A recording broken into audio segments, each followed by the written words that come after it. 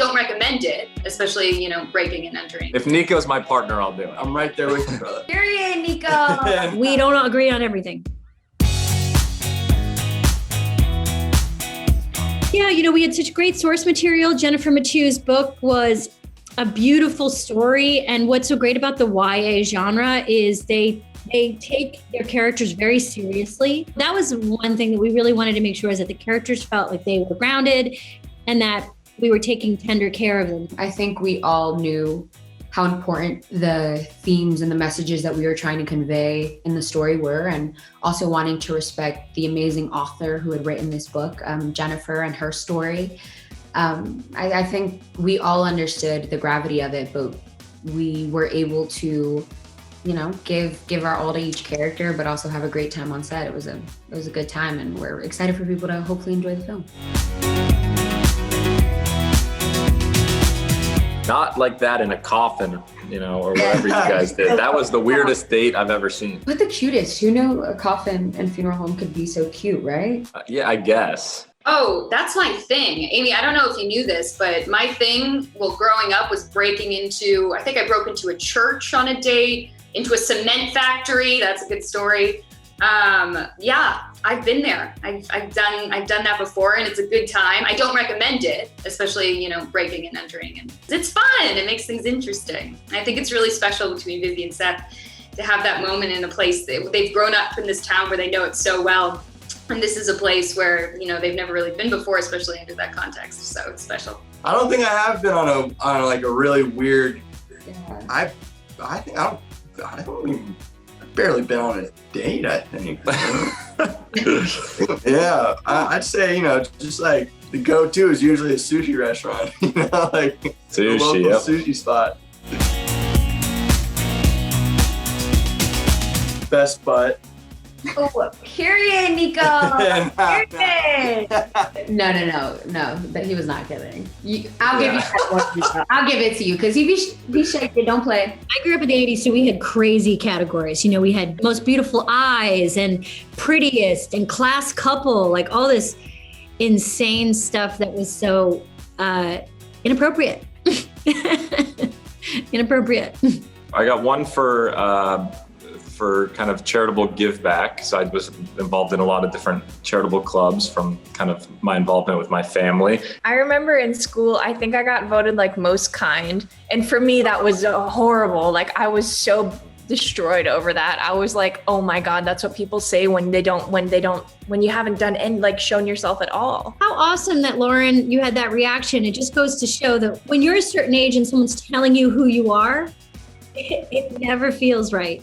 No matter, even if they're well-intentioned. I mean, who wouldn't want to be called kind? But the fact that what that meant to you was something different just goes to show you have to be really, really careful when you start telling people who they are or naming them or putting them into groups. Absolutely. I think it made me realize a lot too that I wanted to be myself way more than I was showing myself. So I think for me, that was a great indicator of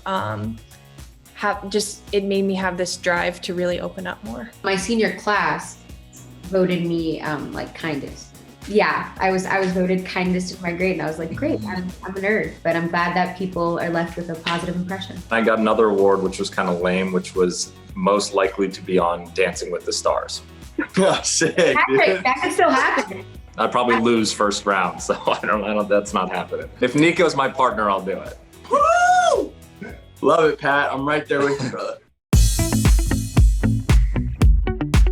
Obviously, I play this total, asshole, and this guy that just represents this broken culture and sexist and toxic and everything. But it was tough because we were a close cast, off the screen, right? We all got to hang out with each other, and one moment I would be, being a total to Alycia and spitting in her cup and saying mean stuff to her back and forth, and then we would cut, and then we'd go into the next room and all be hanging out together. But it's necessary in the film to obviously spark this idea from Vivian and to spark this revolution. So Amy kept pushing me every take or two. She'd be like, that's great, now let's try someone one even meaner, go be even more mean to Alycia. And I was like, okay. So we she really helped me just, get into that extreme whole state of mind, I guess.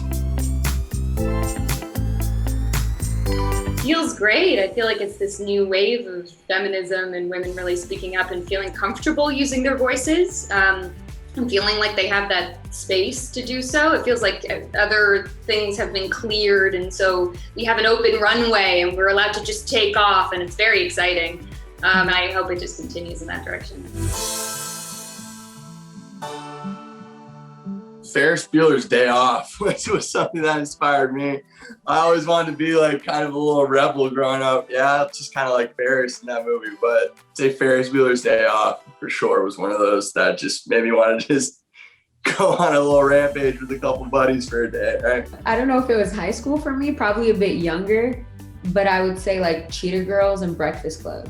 Like I was obsessed with the film. Like Cheetah Girls, I was like, wait, it got bops and we're like turning up and it's female empowerment. I was like, I get with that. And there was diversity. And then Breakfast Club, I thought was so dope because it was these kids of different perspectives, essentially in a very simple situation. They were in detention, but it was exciting to watch the conversations that they were having. And it was a coming of age story I felt done differently than I had seen when I had first seen it. So those. I'm right there with you on Breakfast Club. I was going to say that one as well. And that's one that we had to watch in our human development class in high school, middle school, high school, when I was growing up. And it was like, I loved that movie.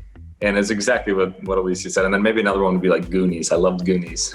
I love Goonies too. These were all good films that we did. Yeah. Breakfast Club is that's one of my favorite films. I love that film. One of my favorite films of all time. I'm Asian, and like I feel like every single Asian person I know is lactose intolerant. So people go in, like my whole family is, and I try to deny it that I'm not, but I think it's in my blood to just not eat dairy. So yeah, don't give to the dairy industry. Don't do it. It's not good for you. I'm going to be pro milk here, and I'm going to say that, educate yourself. But, I love cheese. I don't know what to tell you. I'm not going to lie. So, look, we don't agree on everything. It was amazing. I mean, to work with her as an actress, as a director, as a writer, as a producer.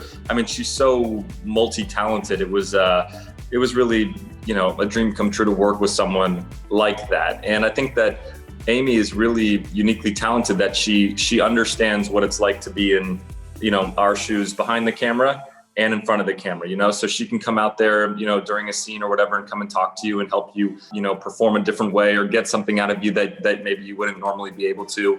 And at the same time, she knew that we were, all a bunch of young cast that wanted to have fun and respected that. And she made such a great work environment. So it was just really great to be able to work with her and for her.